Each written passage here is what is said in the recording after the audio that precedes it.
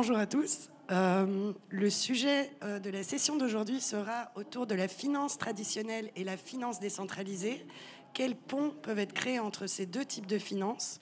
Les intervenants que vous avez aujourd'hui devant vous travaillent tous sur ces sujets et pourront vous expliquer comment leurs entreprises aujourd'hui font ces ponts et cette collaboration entre la finance traditionnelle et la finance décentralisée. Alors, on entend parler beaucoup de finances traditionnelles aujourd'hui, notamment avec les stablecoins, tout ce qui est real world assets. Il y a une volonté institutionnelle de plus en plus présente à consacrer cette technologie dans les produits financiers qu'ils offrent. La question aujourd'hui, c'est de savoir comment ils s'imbriquent dans cette finance traditionnelle, quelles sont les différences, quels sont l'impact et notamment les risques que cette technologie peut apporter.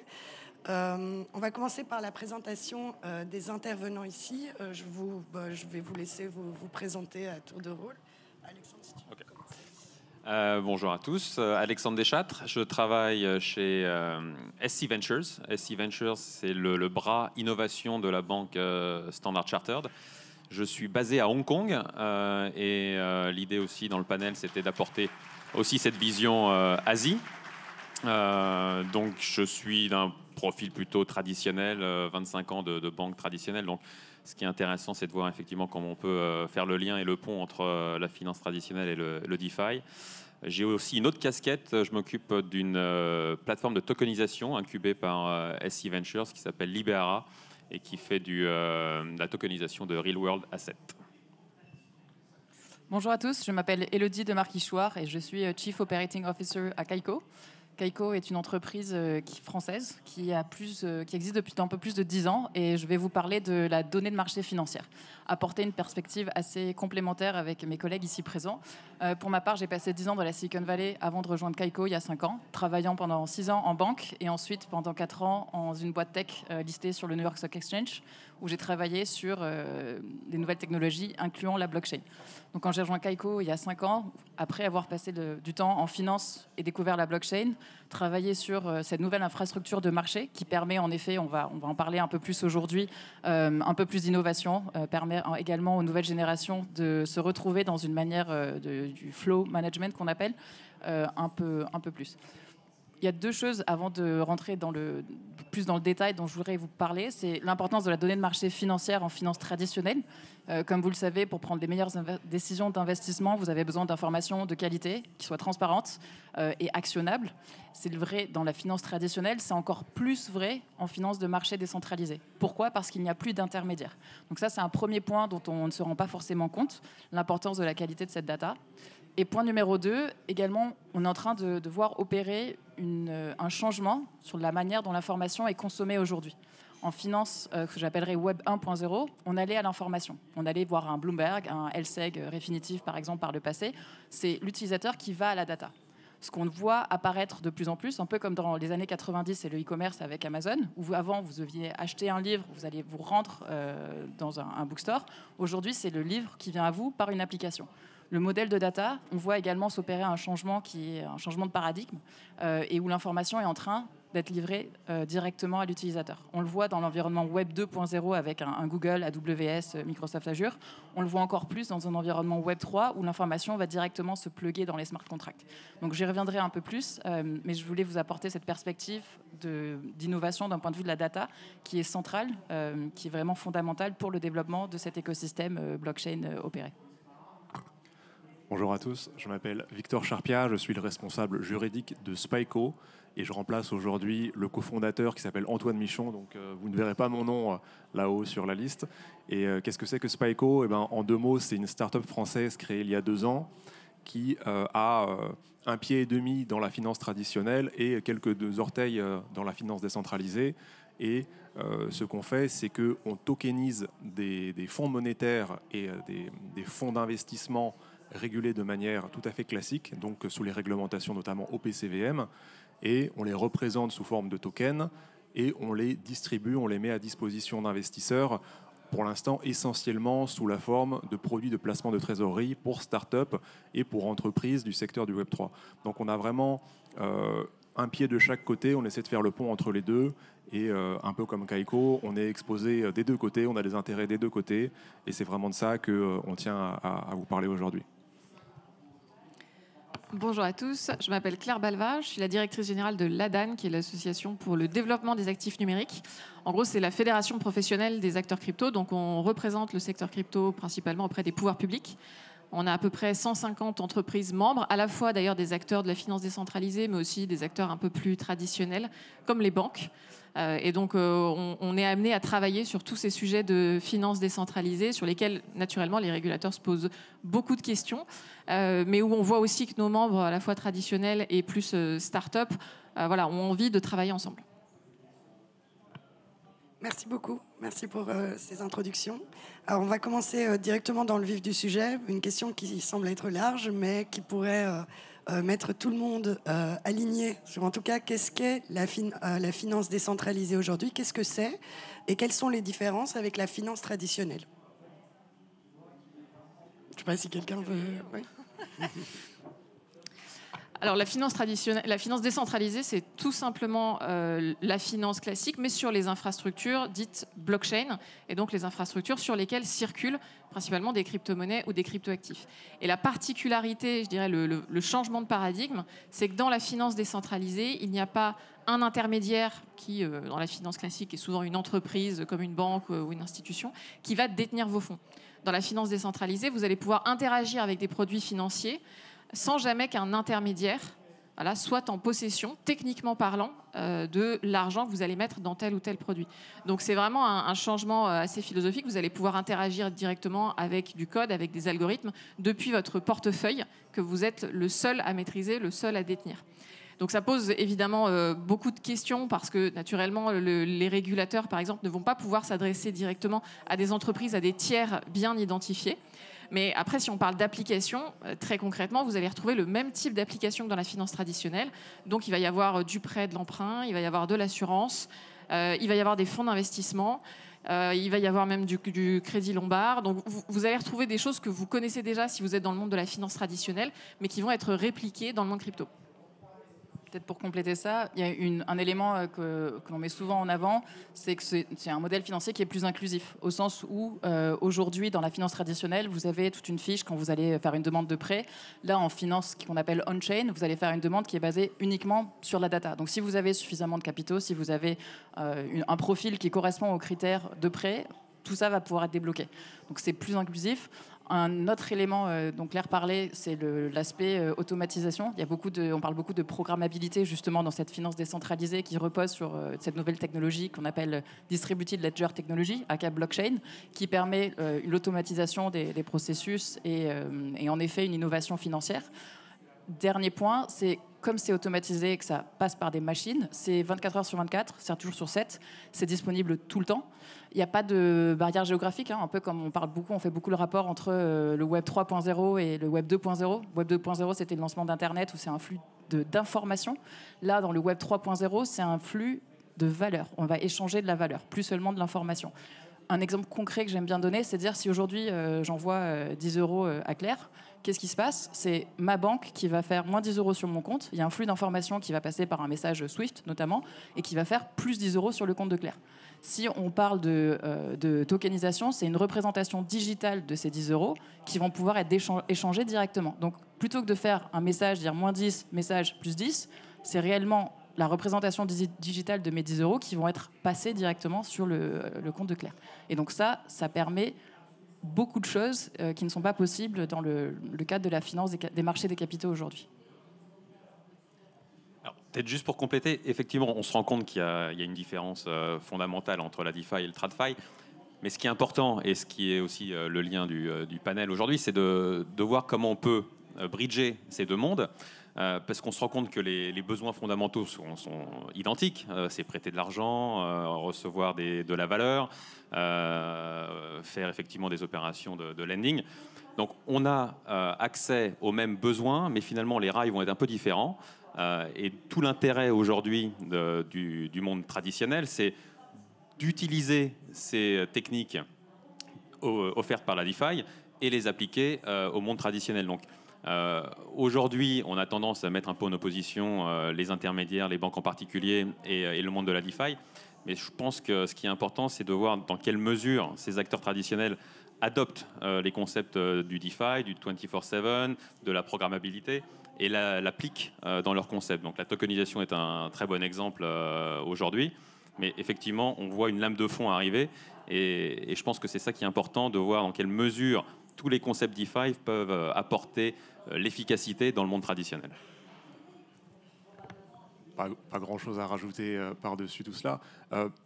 Juste un mot, ça fonctionne pour de vrai. C'est pas juste un proof of concept ou une théorie économique qu'on vient vous pitcher parce qu'on est devant un public qui aime l'innovation.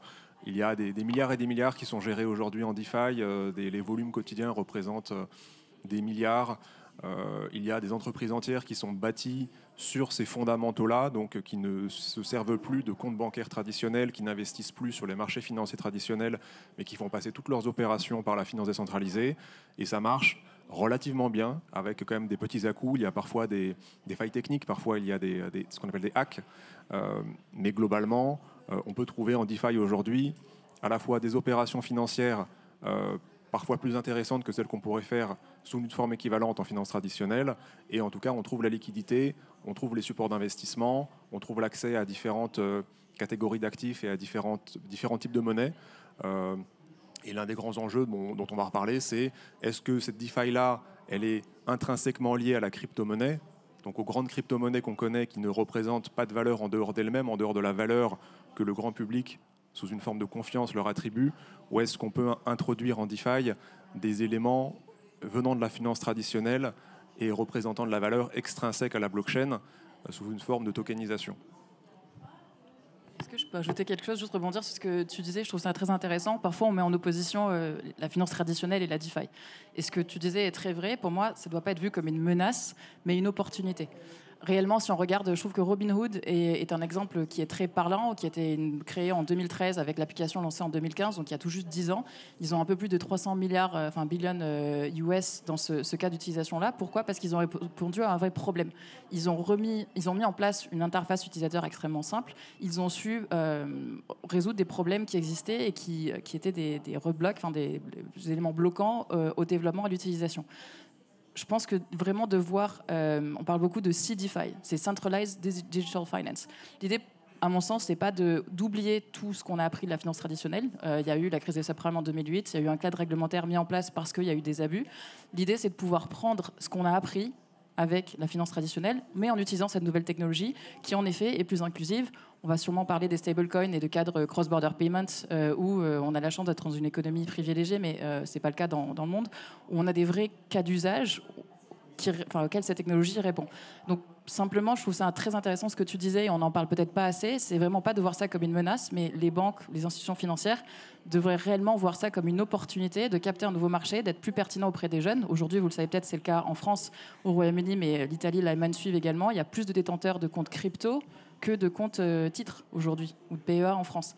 Donc ça montre justement cet intérêt pour cette technologie. Il y a vraiment un nouvel enjeu pour les banques d'utiliser ça non pas comme une menace, une manière de se protéger, mais réellement d'utiliser ça pour réinventer leur manière d'opérer et d'adresser leur marché avec des vrais besoins actuellement.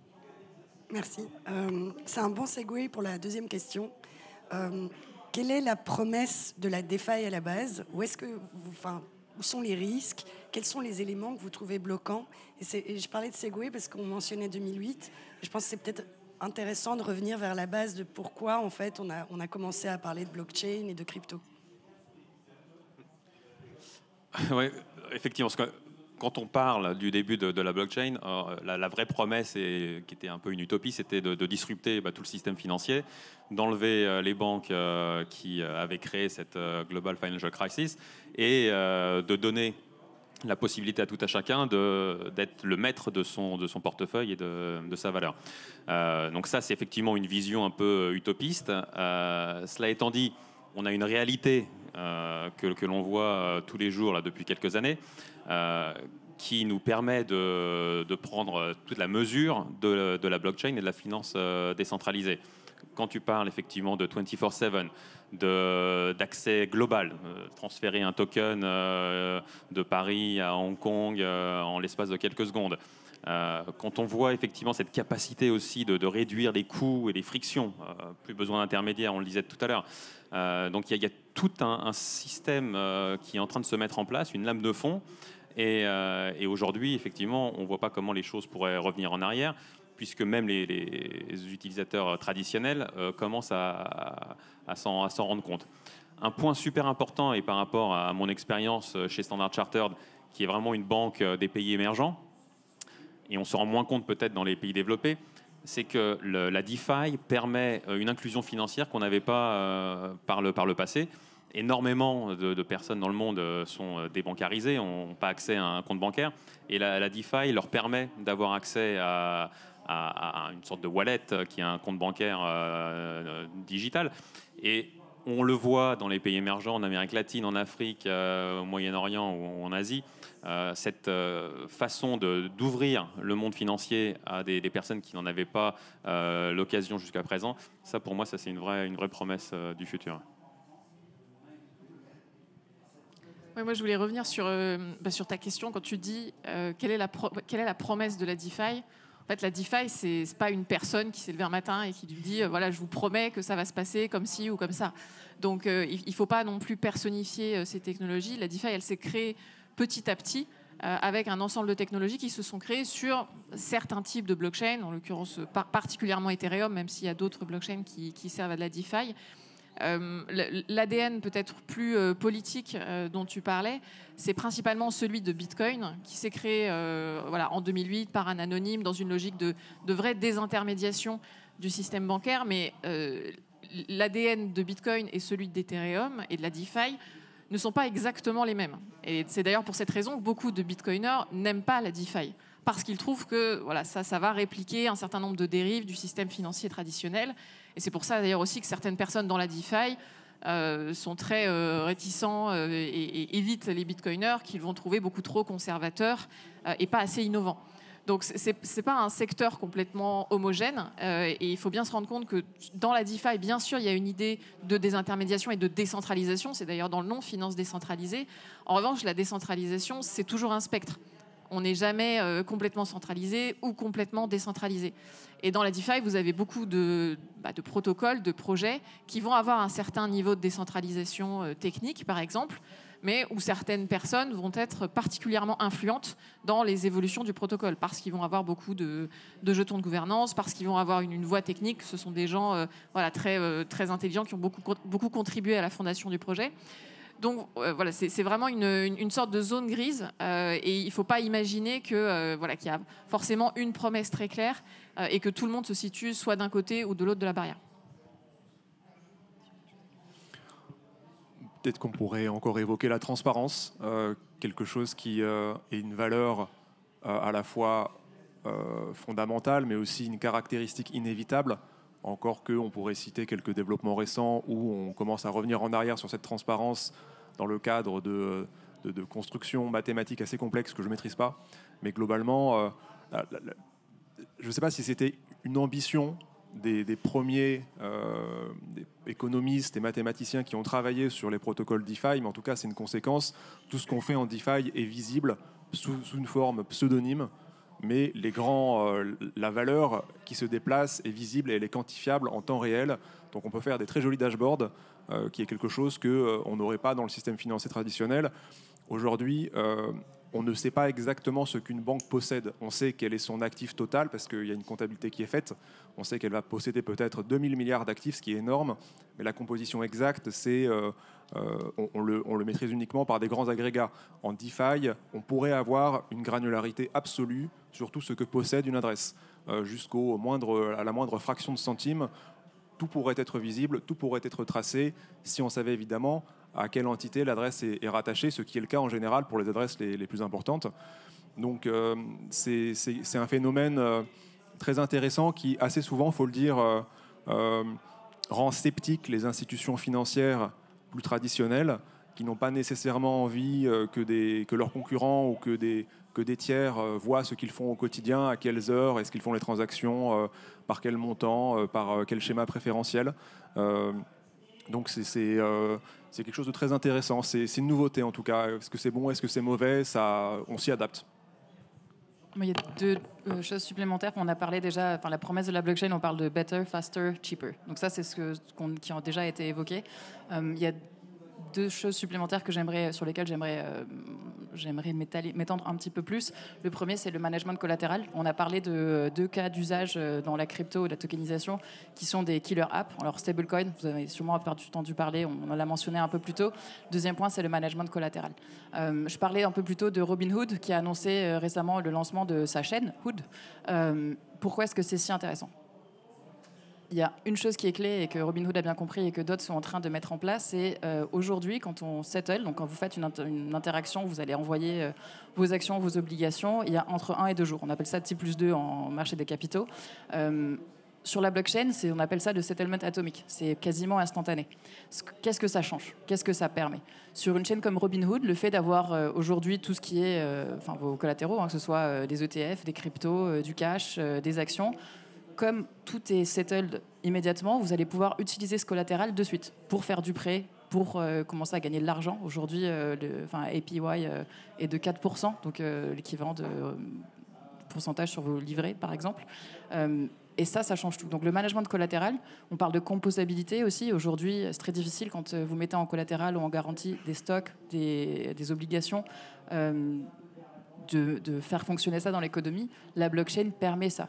Donc le management collatéral, c'est vraiment un game changer pour tous les acteurs financiers. Et vous allez me dire, OK, mais comment est-ce que ça m'impacte ? Donc vous allez pouvoir gagner de l'argent, mais pour l'économie, la finance, c'est le socle d'une société. C'est comme ça qu'on va, à la base, pouvoir se protéger si vous êtes agriculteur. Vous allez pouvoir, grâce à des montages financiers, permettre à l'économie de mieux fonctionner. Et donc la tokenisation, pour moi, à mon sens, le blockchain, ça permet justement d'être plus efficient de ce point de vue-là, le management de collatéral. Et le deuxième, d'être innovant. Je ne sais pas si vous avez déjà pensé à dire, OK, aujourd'hui, avec un token, non seulement c'est une securities, donc oui, c'est un investissement financier, mais ça peut être un utility token. Donc on pourrait penser, par exemple, demain, que si vous détenez une action Vinci, ça vous donne accès à toutes les autoroutes de France, par exemple, à un prix réduit ou gratuitement. Et donc, le fait de détenir cette action vous donne une utilité dans la vraie vie. Ça, aujourd'hui, ce n'est pas possible avec le modèle actuel. Avec un modèle tokenisé, c'est tout à fait envisageable. Donc, c'est vraiment cette innovation qui est potentielle, qui est possible et que la blockchain permet. Donc, vraiment, ouvrez votre cerveau, pouf, et repensez la manière de voir les choses parce qu'aujourd'hui, c'est possible. Merci beaucoup. C'est donc une technologie qui est très novatrice et j'ai aimé l'idée du spectre parce que c'est ça. C'est vrai qu'aujourd'hui, l'adoption, elle est relative en fonction de ce qu'on arrive à accepter en tant qu'institution par rapport aux risques que cette technologie peut comporter aussi. Quels sont les use cases, les cas où vous voyez une adoption arriver très vite au niveau institutionnel ? En tout cas, ceux qui fonctionnent, on vient d'en mentionner un, mais est-ce qu'il y en a d'autres ? Alors, effectivement, tu as entièrement raison sur le collateral management. Et ça, c'est, outre les stablecoins, qui sont le killer app de base du DeFi. Pourquoi ? Parce que aujourd'hui, pour faire progresser le monde DeFi, on a besoin d'avoir aussi une source de monnaie digitale. Donc, le vrai problème aujourd'hui que l'on a, c'est qu'on a une technologie qui permet d'utiliser la blockchain. Mais pour y accéder, il faut transférer son euro, son dollar, son fiat money en stablecoin, en monnaie digitale pour accéder à la blockchain. Donc, d'avoir ce développement des stablecoins, une réglementation, le Genius Act aux US, MiCA en Europe, Hong Kong également qui est sur le point d'ouvrir le marché aux stablecoins, ça va vraiment générer une adoption encore plus significative des actifs digitaux et je pense que voilà, le socle de base du stablecoin va permettre cette adoption. Sur le collateral management, et là c'est un point super important puisqu'on le voit sur le DeFi, les protocoles AV, Compound, où on peut effectivement obtenir du yield, du lending de façon complètement décentralisée. C'est une notion qui est en train d'être adoptée dans les banques traditionnelles. Donc chez Standard Chartered en particulier, on a mis en place un système de collateral mirroring. Donc c'est travailler avec une crypto exchange, donc OKX en particulier, et utiliser Standard Chartered et des fonds de money market. Alors on pourrait demain utiliser Spyco. Aujourd'hui on utilise Benji, Beedle ou le fonds Ultra que Standard Chartered a développé avec Wellington. Et on permet aux utilisateurs de la plateforme OKX d'obtenir un leverage auprès de l'exchange Et ce leverage est garanti par le money market fund qui est détenu chez Standard Chartered. Et donc, plutôt que de liquider des positions, l'exchange pourra utiliser le collatéral qui est chez Standard Chartered pour appeler les différents appels de marge, etc. Et donc là, on a vraiment l'application dans le monde traditionnel d'une notion DeFi. Et je pense qu'on va avoir ça à grande échelle dans les années à venir. Et pour moi, effectivement, c'est quelque chose qui va contribuer à favoriser l'adoption des digital assets et d'arriver à encore plus de types d'actifs digitaux, au-delà des money market funds qu'on a vus aujourd'hui, qui sont la deuxième, on va dire, killer app des digital assets et de la DeFi. Mais voilà, on va arriver vers une adoption encore plus massive des actifs. Ouais, alors on cite les stablecoins, évidemment, c'est un use case fondamental et très très très efficace en pratique quand on fait des transactions internationales. Donc si on se fait payer ou si on veut payer un prestataire, par exemple, on prend un développeur ou un designer qui est basé en Malaisie ou en Indonésie. Si on veut le payer dans sa monnaie sur son compte bancaire, ça va être très compliqué et très cher. Par contre, on peut le payer en stablecoin, dollar s'il accepte le dollar, euro s'il accepte l'euro ou peut-être d'autres, en quelques secondes. Donc, du point de vue de la facilitation des échanges internationaux, c'est idéal. En tout cas, sous la forme actuelle, qui est une forme avec une réglementation relativement légère et qui, pour l'instant, ne ralentit pas ces échanges. On verra ce qu'il en est dans les années qui viennent avec l'évolution de la réglementation européenne, mais bon, on n'est pas là pour parler de ça. Et sinon, les autres grands use cases, je pense qu'il faut en nommer un. C'est un peu l'éléphant dans la pièce, c'est le trading. Le trading décomplexé de tout et n'importe quoi, que ce soit des meme coins, des crypto-monnaies assez obscures, que ce soit des grandes crypto-monnaies qui sont très liquides sur un grand nombre de plateformes décentralisées. Et on voit également se développer depuis une bonne année le trading une forme de pari sur des événements qui sont ou bien sportifs ou bien en dehors de la sphère sportive. On a vu notamment des paris très importants sur Polymarket pour l'élection présidentielle américaine, et il y a encore des paris très importants là-dessus. Donc tout ça, les gens qui s'en servent, en fait, ils ne veulent pas uniquement se servir de DeFi pour ensuite dire qu'est-ce que je vais faire en DeFi, je vais aller parier. Ils veulent parier sur des élections américaines ou sur la date du mariage de Taylor Swift. Enfin, je crois qu'elle est fiancée, mais elle n'est pas encore mariée. Ils veulent parier là-dessus. Et la meilleure manière de le faire, et la plus optimale et la moins coûteuse, est de le faire en DeFi. Donc je pense que ça, à court terme en tout cas, ça représente une grande partie des volumes. Donc on ne peut pas ignorer cet engouement-là qui est un peu l'aiguillon qui force les institutions qui ont des positionnements plus traditionnels et moins ouverts au risque, à continuer à innover pour proposer à ce public-là des produits plus traditionnels et des services plus traditionnels, comme des fonds monétaires tokenisés. Notamment, c'est ce que Spyco fait, où on va pouvoir parquer ces stablecoins ou ces gains de trading dans des supports d'investissement plutôt très sécurisés qui vont rapporter le taux sans risque. Et tokenisés, évidemment. Je ne vais pas rajouter de cas d'usage parce que je pense qu'on en a déjà eu plein. Mais moi, ce qui m'impressionne là-dedans, c'est à quel point toute une génération est en train de découvrir la finance via la crypto. Et c'est mon cas. Moi, je connaissais absolument rien à la finance avant d'arriver dans la crypto il y a une dizaine d'années. Et en fait, j'apprends aujourd'hui ce qu'il est possible de faire dans la finance parce que je suis dans la crypto. Et donc souvent, quand j'entends des questions comme quels sont les cas d'usage de la crypto-monnaie, etc., souvent, ce sont des questions de personnes qui ont fait une carrière dans un milieu financier classique et qui se demandent à quoi ces nouvelles infrastructures nous servent par rapport à ce qu'on fait déjà. Mais aujourd'hui, la génération qui arrive, elle se pose même pas la question. Elle est déjà sur ces infrastructures-là et elle se demande pas en quoi ce qu'elle utilise est mieux ou moins bien que ce qu'utilise la finance traditionnelle. Et je pense que c'est ça que sont en train de comprendre les acteurs financiers classiques. C'est qu'ils doivent aller sur ces infrastructures parce que sinon demain une partie des flux va leur échapper. Merci. Concernant on a parlé des use cases qui sont actuels. Quels sont les use cases que vous voyez dans le futur avec toujours ces points de collaboration entre finances traditionnelles et finances décentralisées?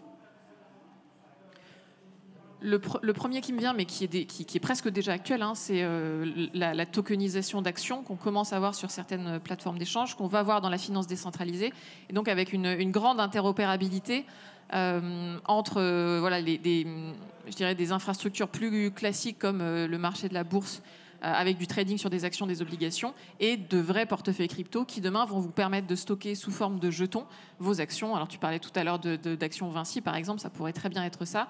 Et donc sur un même portefeuille, techniquement, vous allez pouvoir détenir plein d'actifs différents, de la monnaie, des actions, mais pourquoi pas des points de fidélité chez votre marque préférée.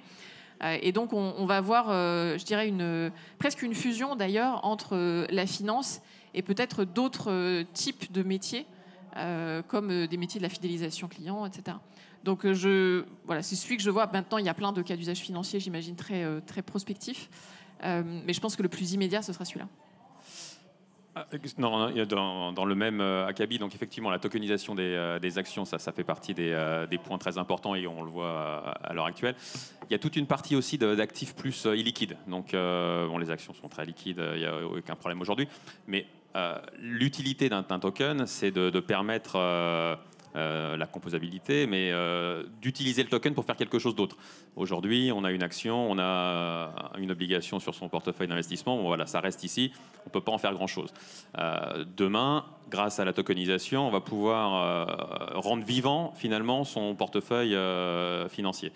Et aujourd'hui, on a effectivement des actifs très liquides qui sont tokenisés, mais on arrive à voir, et on le voit, Apollo a lancé un fonds de private credit aux États-Unis, de plus en plus de fonds très illiquides qui avaient des durées de détention très longues, avec une impossibilité d'être remboursés en cours de vie. Ce sont des types d'actifs qui vont commencer à arriver sur la DeFi et qui vont être améliorés grâce à ce que la tokenisation permet, donc avec des fenêtres de redemption beaucoup plus fréquentes, des NAV on-chain grâce à Kaiko qui vont être aussi beaucoup plus fréquentes. Et donc là, il y a tout un système de l'économie mondiale qui arrive on-chain. Et ce que je dis souvent, on peut tokeniser n'importe quoi, on peut tokeniser une chaise, n'importe. Mais il faut que la tokenisation réponde à un besoin et que ce soit utile pour l'écosystème. Donc, quand on regarde ce type d'actifs, là, je pense qu'on a vraiment quelque chose qui va prendre de l'ampleur. Peut-être juste pour ajouter là-dessus, parce qu'on travaille actuellement sur une standardisation de modèles de data. Donc quand on parle de différents actifs, on parlait des obligations tout à l'heure, vous avez plein d'éléments de données qui rentrent en jeu, c'est-à-dire quelle est l'échéance, quel est le dividende, par exemple. Enfin, lui, vous avez plein le coupon. Tous ces éléments-là sont dans des modèles de données standardisés en finance traditionnelle. Il faut pouvoir faire le pont avec le modèle, les rails décentralisés. C'est ce sur quoi on travaille, ou on participe en tout cas, pour en effet fournir ensuite des valeurs de NAV, le prix de n'importe quel token on-chain, de faire le lien entre les marchés des capitaux et les marchés des capitaux digitalisés. Un point que je trouve intéressant et qu'on commence à voir émerger, j'ai pas de boule de cristal pour voir, mais un point que, en tout cas, je trouve intéressant, c'est que si on regarde aujourd'hui les plus grandes entreprises américaines, qu'est-ce qu'elles ont fait, que ce soit Apple, Google, elles ont créé leur propre environnement. Donc aujourd'hui, vous allez partager cet environnement où sur Apple, vous allez sur l'App Store, vous allez avoir toutes ces applications, Google a fait pareil. Et je pense qu'il y a vraiment une opportunité avec la blockchain pour une entreprise de vous emporter avec elle pour développer des applications. On travaille sur des decentralized data applications. Vous pouvez faire ça pour n'importe quoi. Tout à l'heure, Claire parlait justement, il y a vraiment de moins en moins de frontières potentiellement avec une chaîne comme Accor, par exemple, avec vos points de fidélité dans toutes les grandes enseignes et avec la finance. Et je pense sincèrement que les entreprises qui réussiront à construire un écosystème avec plein d'applications où vous allez être engagé, en fait, c'est toujours du community engagement et management, mais ça va au-delà de la finance, réussiront. Et il y a cette opportunité avec la blockchain, chose qui n'était pas possible, où chaque entité ou entreprise a opéré en silo jusqu'à présent. La blockchain ouvre ces limites-là, et je pense sincèrement que les entreprises qui vont le comprendre, financière ou non, pour avoir cet engagement avec leur audience, va réussir à faire quelque chose, puisqu'il y a maintenant l'échange de valeurs possible, chose qui était plus complexe jusqu'à présent. Parce que j'ai pas grand-chose à rajouter là-dessus. Je dirais juste que si on arrive à mieux faire ce qu'on fait déjà aujourd'hui dans l'hybridation entre finance traditionnelle et finance décentralisée, ce sera déjà très bien, parce que j'ai l'impression que tous les use cases sont déjà identifiés et commencent à être utilisés. Maintenant, la question, c'est passer à l'échelle et convaincre que on peut basculer vers la finance décentralisée, pas mal d'opérations qui aujourd'hui restent plus efficaces ou plus sécurisées en finance traditionnelle. Et une fois qu'on aura aplani ces différences-là et qu'on aura aplani également beaucoup de divergences réglementaires entre les juridictions qui rendent tout cela quand même assez complexe à pratiquer au quotidien, le marché sera démultiplié et les prochaines verticales apparaîtront d'elles-mêmes. Par contre, je n'ai pas une verticale comme ça qui me vient, parce que c'est sûr que si on commence à se parler du pari sportif ou du trading, c'est pas vraiment, on n'est plus dans l'hybridation finance traditionnelle, finance décentralisée, on est sur des verticales spécifiques à la finance décentralisée qui n'ont pas forcément vocation à être reprises par la finance traditionnelle. Qui concerne moins aussi autour de la table, malheureusement. Merci. Bon, c'est vrai que la technologie ne change pas l'aspect que certains produits financiers seront mieux ou pas vendus selon les marchés où on se situe. C'est sûr qu'un produit de supply chain finance que vous offrez en Chine ne va pas être la même chose en France, etc. Et donc la technologie va répondre à ça. C'est intéressant qu'on parle de géographie, parce qu'en effet, la blockchain, c'est une technologie qui a cette vocation à ne pas avoir de border et de vraiment pouvoir donner accès à tout le monde à tout moment, peu importe l'endroit où on se situe. Comment vous voyez l'Europe se positionner face à cette nouvelle technologie et quelle est selon vous l'adoption institutionnelle en Europe et est-ce que l'Europe la facilite ? Alors, l'Europe a eu, sur ce sujet, mais comme sur beaucoup d'autres, une approche par la réglementation et la protection des investisseurs. Et d'ailleurs, on a été assez innovant et pionnier dans notre réglementation, à tel point qu'elle est un modèle pour d'autres zones géographiques dans le monde.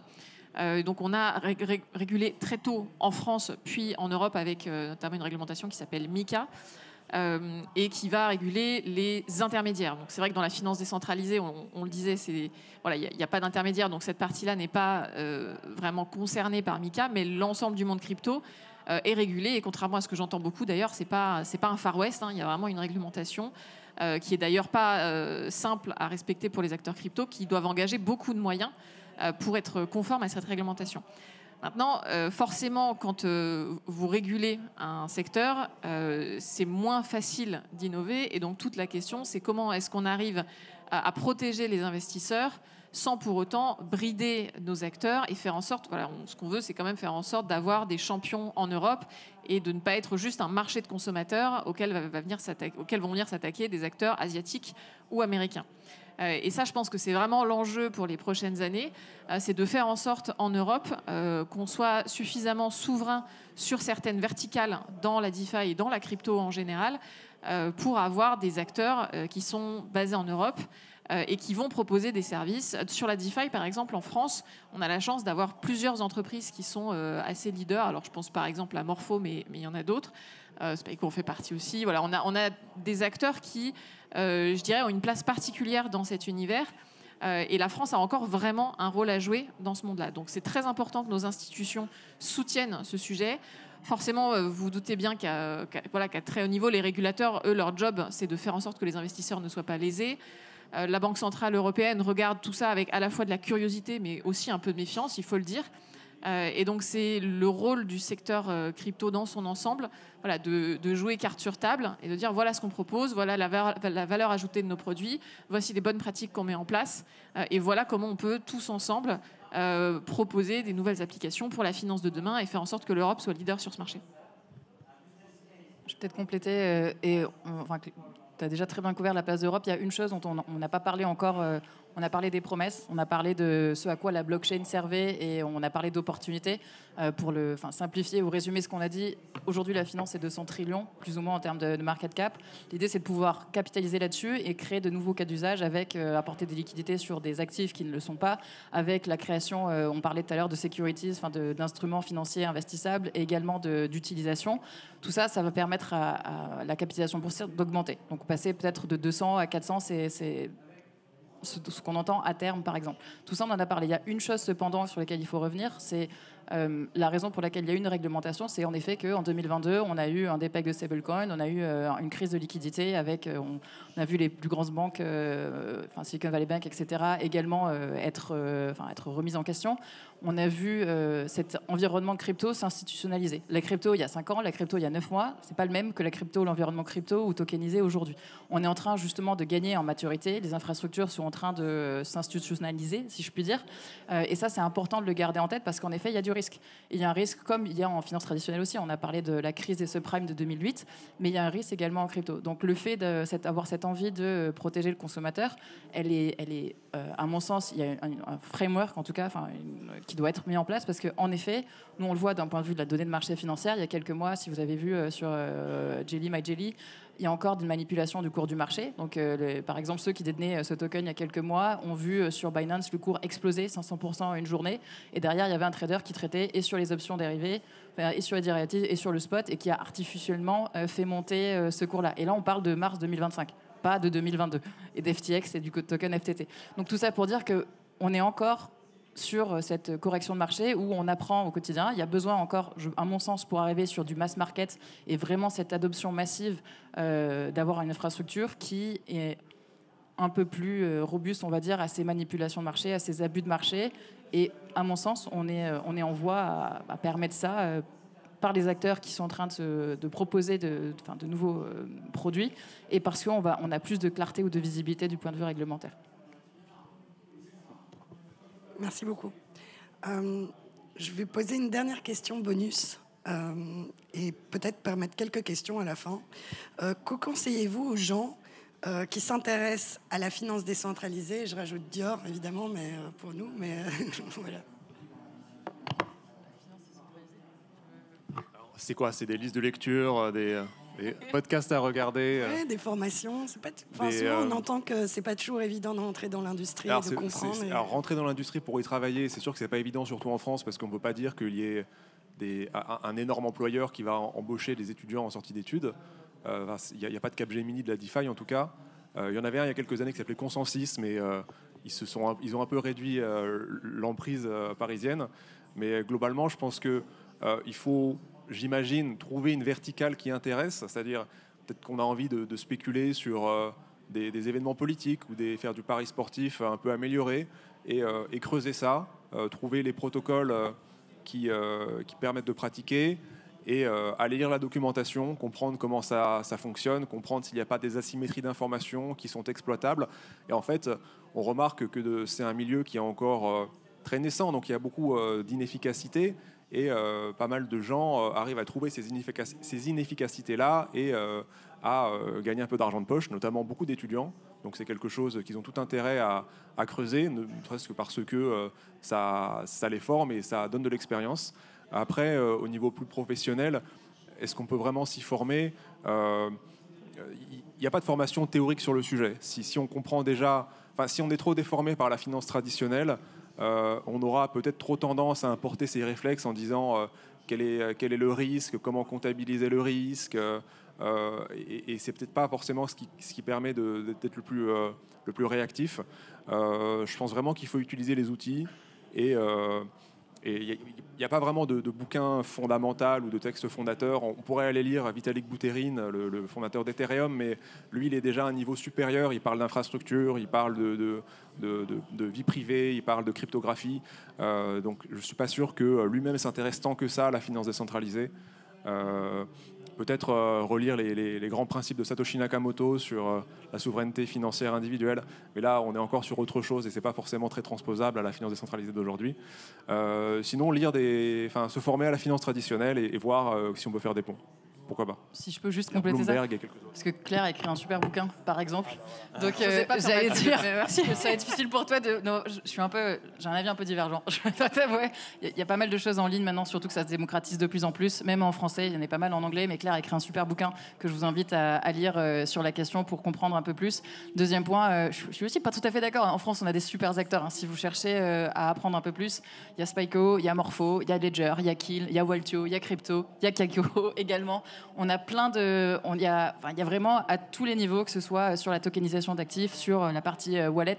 On a vraiment de super acteurs en France. Il y a beaucoup de choses. La cryptographie, je vais rien vous apprendre. Il y a beaucoup de maths. On a beaucoup de matheux en France. On a de belles opportunités. On a de belles boîtes, vraiment. Donc, il y a plein de moyens d'aller au contact si ça vous intéresse, de manière formelle ou informelle. Il y a des forums comme celui-ci. Je sais que la DAN organise également des événements, nous aussi. Donc, à plusieurs niveaux, que ce soit, il y a CoinHouse aussi, que ce soit au niveau institutionnel ou au niveau retail, il y a de nombreuses opportunités d'aller soit au contact de gens qui sont dans cette industrie et ils sont plutôt sympas, je dois vous avouer, venant de la tech de la Silicon Valley où les gens sont très abordables, très simples d'échanger. Je retrouve cette même stimulation, euphorie, énergie dans l'environnement crypto et blockchain. Donc de nombreuses opportunités pour aller discuter avec des gens et ensuite pas mal de contenu de matériel, que ce soit des boîtes plus spécialisées où aujourd'hui il y a des McKinsey, des Big Four qui publient également sur des rapports de tokenisation avec des projections financières. Donc plein de choses très intéressantes qui sont disponibles aujourd'hui. Et Kaiko a également une newsletter si ça vous intéresse, un peu plus spécialisée, mais c'est une approche de données pour comprendre ce qui se passe sur les marchés crypto, les produits dérivés et également sur la tokenisation. Et d'un point de vue background traditional banker, je pense que le meilleur moyen pour les profils qui veulent débuter aussi sur le DeFi, c'est juste d'ouvrir son wallet et de se former soi-même à l'utilisation d'un stablecoin, on-ramper du fiat sur un stablecoin, utiliser son wallet, aller sur Uniswap, faire de l'échange, aller sur un protocole de lending. Donc je pense que c'est vraiment la meilleure façon d'appréhender le monde DeFi. Bien sûr, il y aura toujours peut-être des réflexes un peu traditionnels qui viendront, mais on a la chance de pouvoir ouvrir un wallet de façon assez facile. Donc voilà, l'idée c'est vraiment de se familiariser à ce monde DeFi en l'utilisant encore et encore et en étant de plus en plus familier avec. Ouais. Oui, moi j'ajouterais, si vous avez une compétence particulière qui est totalement en dehors de la crypto et de la DeFi, c'est très bien. Et justement, le monde de la DeFi est aussi en recherche, par exemple, de juristes sur la partie réglementaire, est en recherche de compétences techniques de développement, de recherche de compétences marketing, etc. Et donc, quelque part, c'est plus important de mettre en valeur les compétences que vous avez déjà acquises dans votre parcours en allant dans une boîte crypto que d'arriver en disant mais si, moi je vous assure, j'ai déjà fait du trading dans la crypto, etc. En fait, les acteurs crypto ne sont pas à la recherche dans leur recrutement d'investisseurs ou de traders crypto. C'est très bien de connaître effectivement ce sujet-là, parce que si vous arrivez avec zéro connaissance, c'est quand même compliqué. Donc oui, évidemment, il faut ouvrir votre portefeuille, il faut aller regarder en ligne, trouver des ressources, des vidéos, des podcasts, enfin selon ce que vous aimez comme contenu, il faut aller chercher. Mais si vous voulez travailler dans ce secteur-là, en fait, le plus important, c'est de vous y intéresser avec votre prisme à vous. C'est-à-dire que voilà, si vous êtes dans la communication, allez regarder comment communiquent les boîtes crypto, par exemple. Si vous êtes dans la finance traditionnelle, eh bien, regardez comment les mécanismes financiers traditionnels s'adaptent dans le monde crypto. Donc c'est plutôt par là, je pense, qu'il faut prendre le sujet. Et puis après, encore une fois, vous n'êtes pas obligé de travailler dans cette industrie pour vous y intéresser. Donc vous pouvez aussi juste aller fouiller là-dedans par passion ou par simple intérêt. Merci beaucoup. Merci à tous. Merci. Et à toutes. Merci. Je vois qu'on a encore 10 minutes, donc je ne sais pas s'il y a des questions, mais si vous souhaitez poser des questions, oui.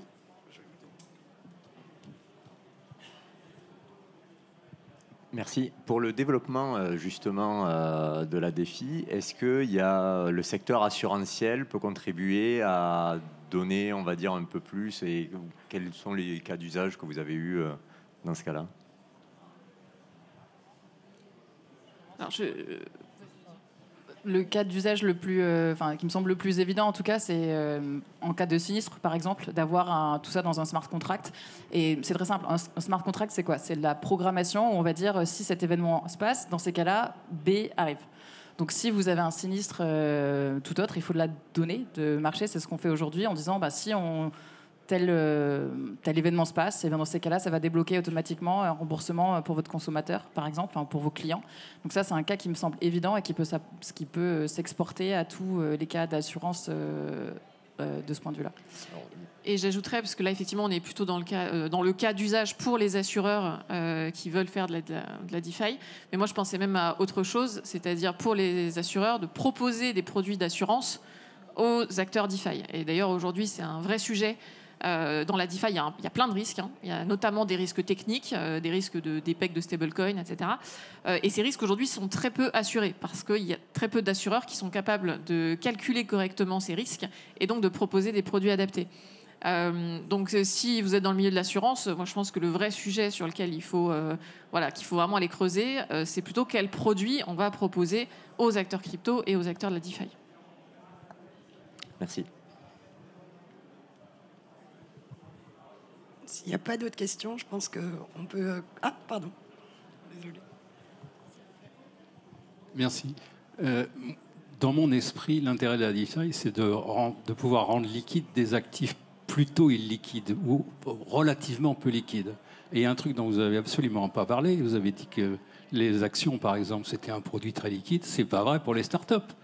Et pour leur capital, par exemple. C'est un actif qui n'est pas liquide. Donc, est-ce qu'on peut imaginer de faire des ICO? Et vous n'avez pas parlé de ça. Alors, vous parlez, j'imagine, du marché non coté et de la possibilité d'avoir des tokens. Quand je parle de start-up, en général, elles ne sont pas cotées. Hein. Bien sûr, mais c'est un des multiples chevaux de bataille du secteur, c'est justement de pouvoir tokeniser des actions d'entreprises non cotées. Ce qui aujourd'hui, pour plein de raisons réglementaires que je ne vais pas détailler ici parce que ça prendrait trop de temps, est un peu compliqué à réaliser en France et en Europe. Mais évidemment que, voilà, je parle pour moi, mais ma conviction, c'est qu'à terme, on va avoir du capital d'entreprises non cotées qui circulera sur un certain nombre de blockchains et donc dans la DeFi. Ouais, on parlait, je pense, que c'était effectivement les actions au Nasdaq, effectivement sur le CAC 40, etc., qui sont tokenisées. Les actions de start-up vont le devenir. Le private credit, on en parlait, c'est ces actifs illiquides qui vont être accessibles. Et la tokenisation permet d'offrir une liquidité et un marché secondaire beaucoup plus profond. Donc là-dessus, on y arrive, mais de plein pied, ouais, tout à fait. Je suis moins convaincu quand même parce que, à l'exception des très importantes start-up qu'on considère comme des licornes, les startups plus petites ont des sujets très importants de sélection de l'actionnariat et de maîtrise de l'évolution de l'actionnariat et ne se prêtent pas, en tout cas dans la grande majorité des cas, à un actionnariat dans lequel une portion est flottante ou publique avec un actionnariat qui va être très évolutif et des gens qu'on ne connaît pas qui vont rentrer dans l'actionnariat. Peut-être que chez OpenAI, ils sont moins sensibles à ça maintenant qu'ils pèsent 500 milliards ou plus, mais la petite start-up créée il y a 2 ans, notamment, on prend le cas de la nôtre, nous on fait des levées de fonds, mais on maîtrise qui est dans la table de capitalisation. Et si demain on devait avoir un marché public sur lequel des actions de l'entreprise s'échangeraient, ou peut-être que des salariés ou des fondateurs vendraient leur part sans le dire aux autres, on aurait un vrai problème. Donc je ne suis pas certain que ce cas d'usage-là ait vocation, en tout cas soit facilité par la tokenisation, parce que les barrières sont plutôt des barrières juridiques et économiques, je dirais. Moi, j'ai une avis encore une fois différente de ce point de vue-là. Mais ce qu'on voit à New York, par exemple, si vous êtes dans les cap tables, vous avez vu sûrement une startup qui s'appelle Carta, qui a révolutionné il y a quelques années justement le passage on-chain de votre cap table si vous êtes en startup. Aujourd'hui, à New York, on travaille avec une boîte qui s'appelle Fermin, par exemple, qui permet la tokenisation et permet exactement ce cas d'usage-là. Donc peut-être qu'en Europe, on va avoir une approche un peu différente. Nous, aujourd'hui, on a des bureaux à New York, Londres, Singapour et Paris. Et à New York, en effet, on voit qu'il y a un vrai intérêt, il y a un vrai enjeu. Et une manière peut-être de faire, il y a plusieurs types d'actions possible. Donc il y a des actions où il n'y a pas de droit de vote, pas de voting right, par exemple, pas de droit de regard sur l'activité. En revanche, ça vous permet d'avoir un upside sur la valeur de l'action. Donc aujourd'hui, moi, la manière dont je vois l'évolution, c'est en effet, je pense qu'il y a un intérêt à permettre de rentrer dans le capital. Enfin, ça revient à ce qu'Alexandre disait un peu plus tôt, de rendre les actifs illiquides abordables d'une certaine manière. Les ICO, serait une manière de faire ça, ou pré-IPO, mais avec en effet des actions sans droit de vote. Donc vous captez l'upside en cas de croissance. En revanche, en effet, ça ne donne aucun droit, de détenir cette action ne donne aucun droit dans le fonctionnement de la start-up. Je crois qu'il y avait une autre question ici. Bonjour, je ne sais pas si ça a déjà été évoqué, mais le sujet de la tokenisation de l'immobilier, par contre, ça peut toucher beaucoup de monde. Est-ce que c'est un peu un frein en ce moment? C'est un peu à l'arrêt? Je ne sais pas ce qui se passe. Alors, on en parle beaucoup, effectivement. moins convaincu à court terme. Le vrai problème, c'est que tout ce qui est derrière, tout ce qui est notaire et autres, et quelles que soient les juridictions, reste off-chain. Donc on aura, quoi qu'il arrive, l'upside de la blockchain sera toujours limité par les processus qui sont off-chain et qui ne pourront pas être automatisés. Alors, des juridictions comme Dubaï, Vara essayent de mettre le maximum de données on-chain, mais j'ai moins de conviction sur la fractionnalisation d'un bien immobilier dans le court terme. En revanche, pour le financement d'actifs immobiliers, là, ça peut effectivement être une solution, mais c'est là aussi adapter des principes traditionnels de titrisation, par exemple, d'actifs dans des SPV, etc., et les appliquer à la tokenisation. Mais sur l'ownership d'un bien immobilier, je suis un peu moins bullish. Pourtant, il y a quand même Realty qui le fait depuis un moment. Puis chez nous, on a WinCity qui avait essayé, mais là, j'ai l'impression que c'est un peu à l'arrêt le projet. Alors, Damac à Dubaï le fait avec un protocole Mantra en particulier, mais on a du mal encore à voir l'adoption à ce niveau-là. Ouais. Puis Realty, c'est un acteur américain. Je ne suis pas sûre que ce soit quelque chose de facile de le faire aujourd'hui en France et en Europe. Donc effectivement, avec Realty, je n'ai pas d'avis sur le service, hein, mais effectivement, vous pouvez sans doute investir sur des biens aux États-Unis. D'un point de vue réglementaire, aujourd'hui, vous ne pouvez pas le faire sur l'immobilier en France et en Europe. Et attention aussi à ne pas créer des espèces de distorsions de concurrence entre une finance traditionnelle qui se soumet à des règles assez strictes pour protéger les investisseurs. On pense notamment aux SCPI qui sont quand même très encadrés et qui constituent en fait la porte d'entrée à l'investissement immobilier fractionné. Parce que si on veut fractionner de l'immobilier, en fait, ce qu'on fait, c'est qu'on fait des SPV. Et des SPV, en fait, c'est des fonds d'investissement. Et des fonds d'investissement portant sur des sociétés immobilières, enfin sur de l'immobilier accessible au grand public, ça tombe quand même, enfin ça s'apparente à des SCPI. Donc si demain on dit que on va faciliter la tokenisation immobilière avec beaucoup moins de barrières et beaucoup moins de contraintes, le marché des SCPI va comment dire, un peu froncer les sourcils et se demander pourquoi lui doit respecter des règles contraignantes alors que le sous-jacent va être exactement le même. L'immobilier, en fait, c'est... Enfin, j'y connais pas grand-chose, mais je comprends que c'est compliqué. Il y a des questions de gestion, il y a des questions d'entretien, il y a des questions de sélection des locataires. Et ça, c'est pas la tokenisation qui résout ces problèmes. Ce qui résout ces problèmes, c'est une gestion professionnelle, qu'elle soit, que le sous-jacent soit tokenisé ou non. Donc voilà, pas trop d'avis sur la question, mais c'est pas en tout cas ce que demandent les investisseurs à l'heure actuelle.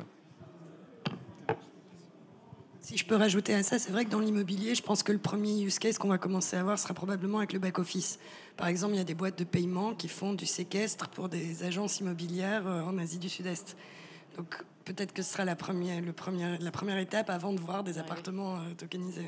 Aujourd'hui, je sais que la Suisse a réussi à le faire, par exemple. Le cadre réglementaire, la loi a une centaine d'années, je crois. Il faut que la loi évolue avant de pouvoir voir ce cas d'usage. Le challenge que je vois aujourd'hui, c'est que certaines entreprises ont réussi à tokeniser le bien, mais ensuite... le marché n'est pas assez liquide en fait, donc même si c'est tokenisé, c'est difficile d'échanger, donc il n'y a pas de valeur supplémentaire à le faire. Aujourd'hui on-chain que off-chain, mais les choses vont changer. Je pense qu'il y a une opportunité en tout cas dans ce cadre-là. Mais là on commence par les cryptos, réglementation, MiCA, DAC8, CARF, tout ce cadre réglementaire est en train d'être mis en place en Europe, ailleurs. Et je pense que l'immobilier suivra à un moment donné, mais pour l'instant en effet, je pense que le cadre n'est pas suffisamment présent pour permettre cette évolution. Merci beaucoup. Pardon. Merci. Il reste... Oui, bon, une dernière question, on peut la prendre. Hop. Voilà.